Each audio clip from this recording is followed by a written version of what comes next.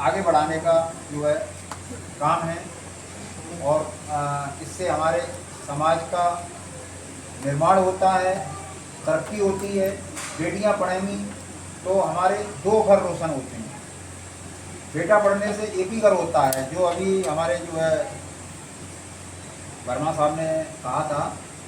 इसलिए बच्चों को भी जो माँ बाप चाहते हैं वो पूर्ण करना है, बेटियों को वो करके दिखाना है। जैसे अभी आपने बताया था कि 2 बेटियां थी, टीचर हुई और बच्चे कहीं ऐसे ही जो है कोई नल फिटिंग कर रहा है, कोई कुछ कर रहा है, तो ये उदाहरण है। तो हम तो यही कहेंगे कि सारी बेटियां इतनी मेहनत करें, इतनी लगन से पढ़ें और सबको दिखाएं, समाज को आगे बढ़ाएं, देश को आगे बढ़ाएं। मेरी यही उम्मीद है। हमने भी अपनी बेटी को खूब पढ़ाया, डॉक्टर है जो आपके सामने बैठी है। तो मैं ये कहूँगा हर बच्चे डॉक्टर इंजीनियर बेटियां बने, तभी हमारा देश आगे बढ़े। बहुत धन्यवाद भाई साहब ने बहुत अच्छी बात बताई आप लोगों को। और जो बेटियों का सच्चा उदाहरण है वो आपके सामने पेश है। यहाँ पर उपस्थित हैं हमारी डॉक्टर अमिता सिंह, मेहनत करके अपनी डॉक्टरी पास की है, तो कुछ किया है, अपने लिए किया है और अपने घर वालों के लिए किया है। तो अब कार्यक्रम को थोड़ा सा और बढ़ाते हैं और मैं इस कड़ी में कुछ बेटियों को जो मतलब जैसे अगर कोई स्वास्थ्य संबंधी कोई परेशानी है तो वो भी उसको आप देखेंगी, ठीक है ना।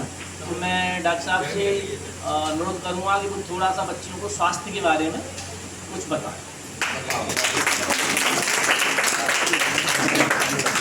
Mister NL Verma sir, mister Akash sir और मिस्टर प्रमोद सिंह सर ने आयोजित किया है। हम यहाँ पर इकट्ठे हुए हैं सैनिटरी पैड के बारे में। अक्सर हमारे देश में क्या होता है, लड़कियाँ काम में लगी रहती हैं, उनको मतलब 90%, 60-70% ऐसी होता है वो अपने पर ध्यान नहीं देती। उनको बचपन से सिखाया जाता है अभी भी गांव वगैरह में बहुत से लोगों में कि नहीं, आप बस घर का काम देखेंगी, स्वास्थ्य पर ध्यान नहीं देना। और वो अपने स्वास्थ्य पर ध्यान नहीं देती, खाना टाइम से नहीं खाती, अपना हाइजीन मेंटेन नहीं करती।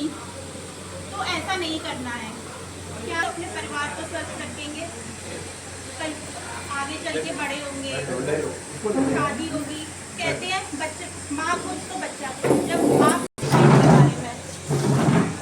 लड़कियाँ होती हैं पीरियड, जिसे हम लोग हिंदी में कहते हैं मासिक धर्म, ये आपका स्टार्ट हो जाता है 12 से 13 साल की उम्र में।